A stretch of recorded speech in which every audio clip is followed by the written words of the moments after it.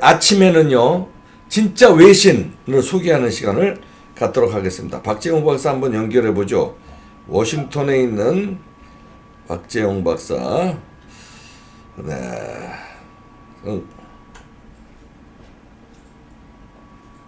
네. 박재홍 박사 연결해 봅니다.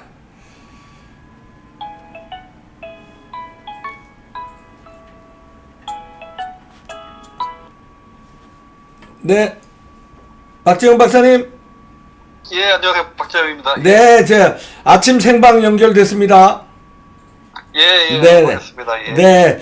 자, 이제부터는 박재홍 박사가 아침에 미국의 주로 이제 신문 방송이나 어떤 보고서나 이렇게 나온 거 단신으로 브리핑하는 시간을 갖도록 하겠는데요. 오늘 그 첫 시간인데 어떤 내용 해주시겠습니까? 예, 오늘 또 처음이기도 하고 또 여기는 지금 아직 시간이 일요일 밤이거든요. 아, 일요일 그쵸. 밤 10시. 일요일 밤이네, 네, 거긴. 예. 네. 예, 아직 주말이다 보니까 이렇게 무슨 많은 뉴스가 나오거나 이런다기보다 좀 그런 게 있는데 주말 관련해서 좀 말씀을 드릴 게 있어요. 네네. 지금 바로 이번 주말 워싱턴하고 서울이 아주 너무나 다른 모습을 보여준 게 있어서 그걸 말씀을 드리려고 하는데요. 네. 이게 뭐냐면은 서울하고 워싱턴 모두 뭐 수만 명, 많게는 수십만 명 얘기도 하지만 수만 명 이상의 사람들이 이제 그 주요 간선도로를 가득 메우고 온종일 벌인 일이 너무나도 다른 모습이어서 제가 이제 그 말씀을 드리려고 하는데. 아, 워싱턴에도 수만 명이 모였어요? 예, 그러니까 너무나 근데 다른 네. 내용으로 보였죠. 네. 그러니까 이 박사님 토요일에 그 서초동 그 조국 네. 찬성 반대 집회한 거기 현장에 가셨었나요 혹시? 아, 거기는 이번 주는 못 갔는데 지난주 갔었죠. 예. 예. 이게 근데 광화문에는 가셨죠, 그죠? 네, 그럼요. 네. 예. 근데 이게 보면 광화문에서 서초동에서 그리고 서울뿐 아니라 전국 각지에서 이런 말도 안 되는 일 때문에 국민들이 갈라져서 싸우는 일이 진짜 언제쯤이 끝날지 암담하게 그렇게 보이는데요. 네. 이게 토요일 서울의 모습이 서초동에서 그 양쪽 갈라져서 그렇게 싸우는 모습 그랬다면 그거에 비해서 오늘이었죠. 일요일 미국의 수도 워싱턴 DC는 말 그대로 이제 초대형 축제가 열렸는데요. 네. 이게 뭐냐면 이게 아미 10마일러라고 하는 행사인데, 그러니까 미 육군이 주최하는 10마일 마라톤 대회입니다. 이게 예. 10마일 16km. 네. 그래서 올해 35번째 맞는 행사인데, 네. 이 유명한 곳이죠. 이 미 국방부 건물 펜타곤이라고 하는. 네. 거기서 그 펜타곤 앞에서 출발해가지고 그 알링턴 국립묘지 지나가지고 네. 포토맥강 건너서 DC 조지타운부터 다운타운 한 바퀴 돌아가지고 다시 네. 강 건너서 펜타곤 광장으로 돌아오는. 아이고, 네. 여정이 아름다운 곳이네요, 거기가. 예. 네네. 그렇게 해서 이제 그 16km 정도를 돌아오는 그런 대회, 마라톤 대회인데 이게 참가자 수가 한 무려 35,000명, 6,000명 정도 됩니다. 예. 예, 그래가지고 저도 이제 오늘 그 참가를 해서 그 달리고 왔는데 네. 이게 그래가지고 좀 미리 양해를 구하더니 제가 그래서 약간 그 새벽부터 하도 그 기운을 빼고 와가지고 조금 목소리가 좀 가라앉을 수가 있는데 예. 양해를 16km 많이 뛰셨네요. 네. 예.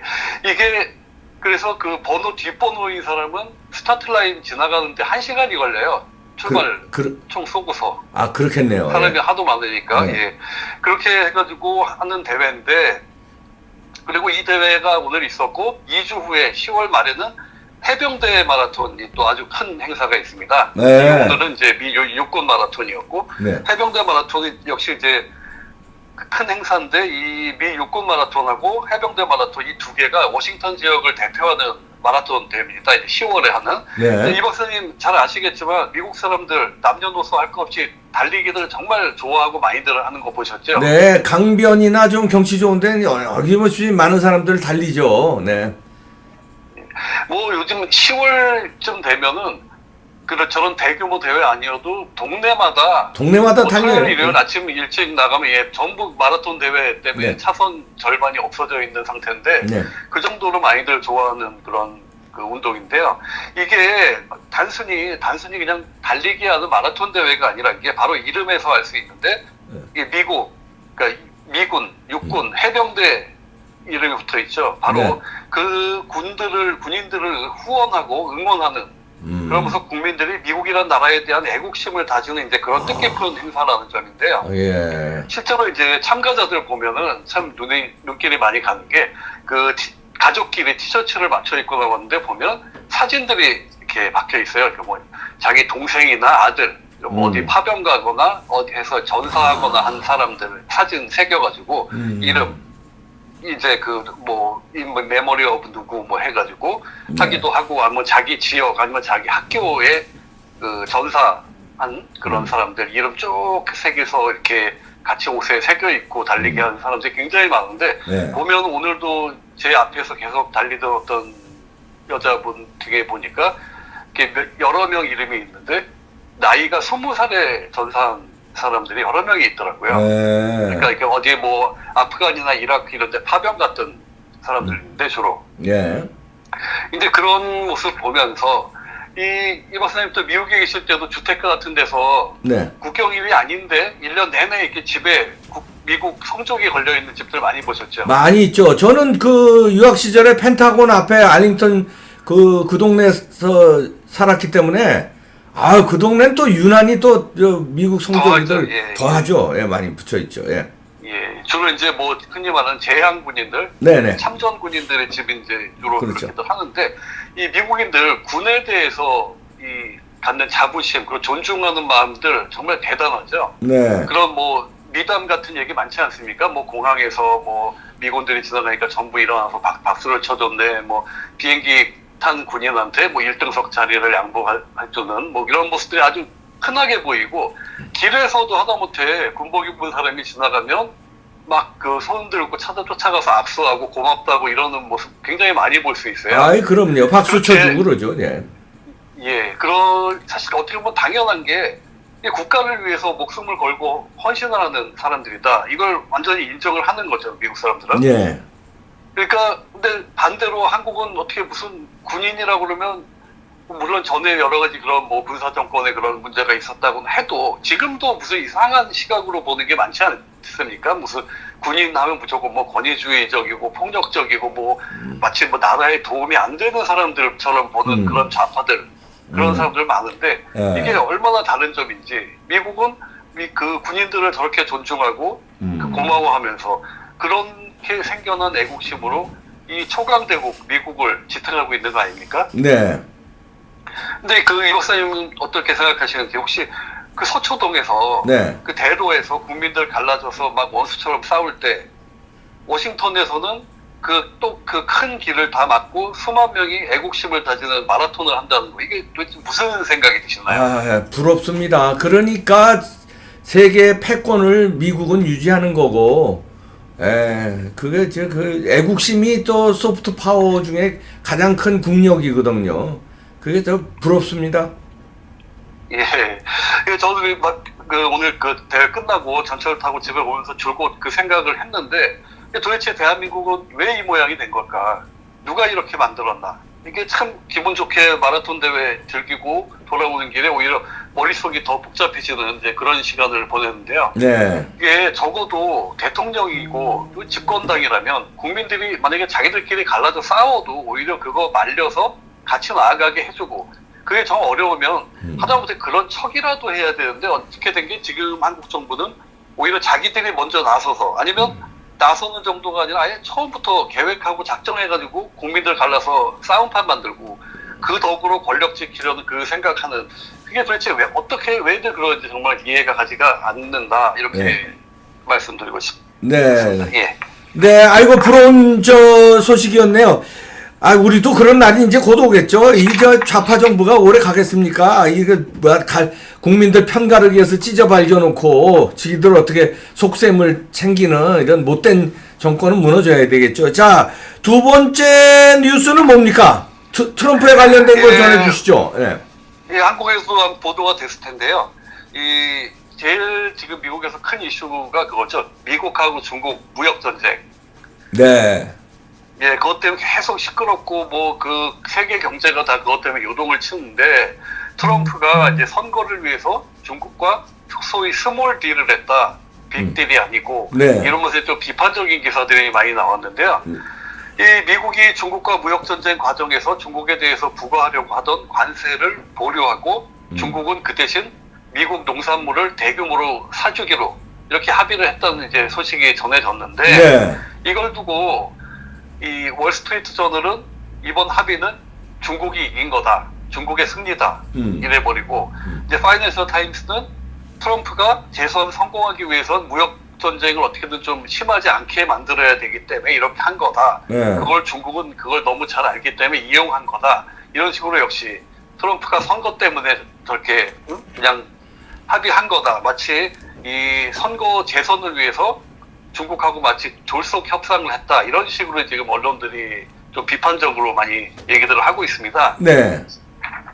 근데 이 박사님께서는 미국하고 중국 그 이 양대 강국이 무역 전쟁을 계속하면 가장 큰 피해자들은 누구라고 보시나요? 가장 큰 피해자요? 예. 아, 그건 뭐 전 세계가 피해를 보겠죠. 근데 둘 중에 하나요? 예, 미국과 중국 중에서요? 예, 그 지금 말씀하신 대로 네. 미국하고 중국 양대 강국이 싸우면 그 양대 강국보다도 거기에 관련된 수많은 국가들이 그럼요. 고생을 할 수밖에 없죠. 특히 우리나라는 더 고생하죠, 우리는. 네. 그렇죠.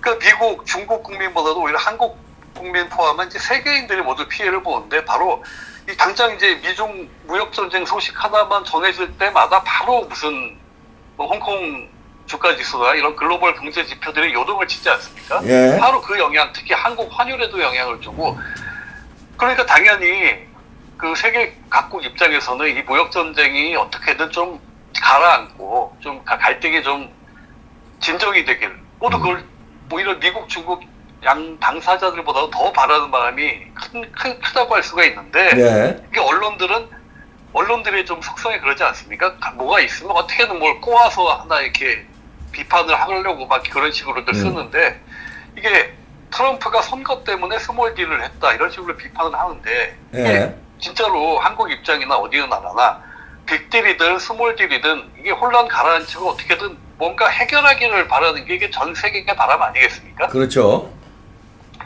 또 이제 여기서 또 중요한 게 세상에 선거 신경 안 쓰는 정권이 어딨냐는 거죠. 아, 그건 당연하죠. 예.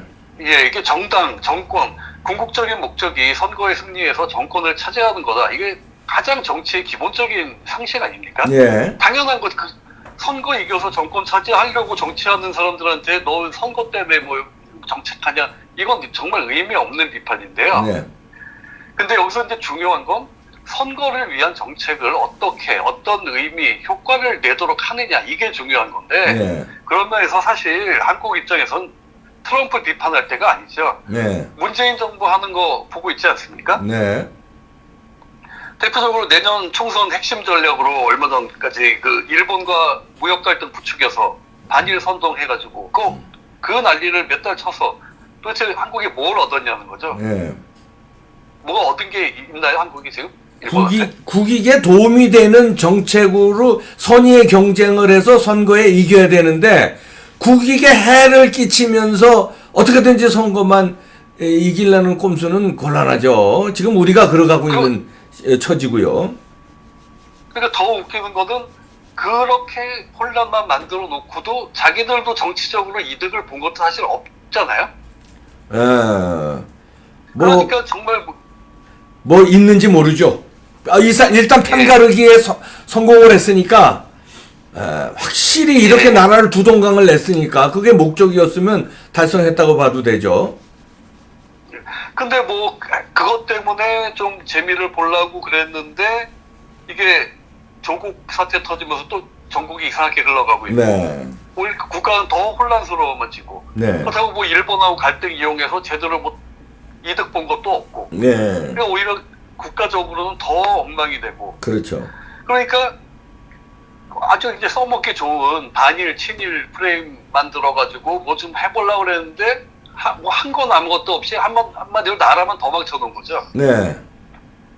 그리고 여기다가 이게 또 이 좌파의 막 성역이고 사명처럼 막 떠받드는 북한.